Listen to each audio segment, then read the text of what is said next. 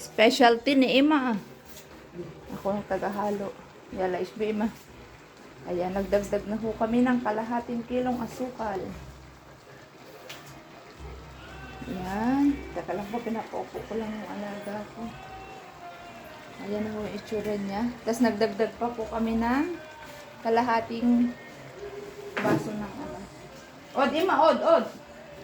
Yofi. Kalahating maliit na baso na tubig. Tapos yung cinnamon powder, isang kutsarita lang po. Nagdagdag siya. Kasi sabi niya sa akin, dalawang ganto. Pero nung nakita niya na ang lalaki pala, isa na lang daw. Eh ngayon, tinignan niya, nagdagdag pa siya ng yung powder na lang daw ng cinnamon. Isang kutsarita.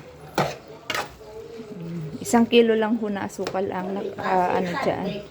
Ha? Maima? Te? Biseder. Papadagdagan pa daw niya ng te. Teka lang po.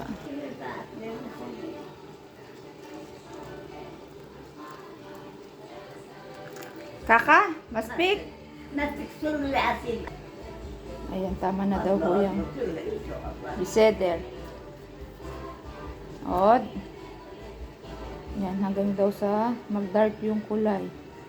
Pero pang nagtsatsaa siya, isang ganun lang, tama na. Napapaitan kasi siya. Pero may kasama namang nana or minta. Ma. Ima, yumulo din silmiya.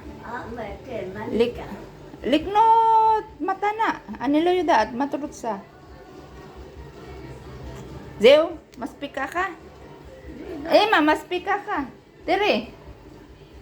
Zew. Ayan, ilagay ko na daw. Lama. Ay, ayaw po niyang ipatapon. Ayan po. Ilalagay na natin yung ayan. Magpapatimpla na naman to ng tsaa.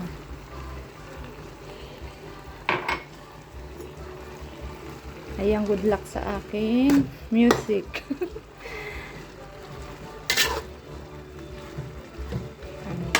Mamaya po yung finished product na.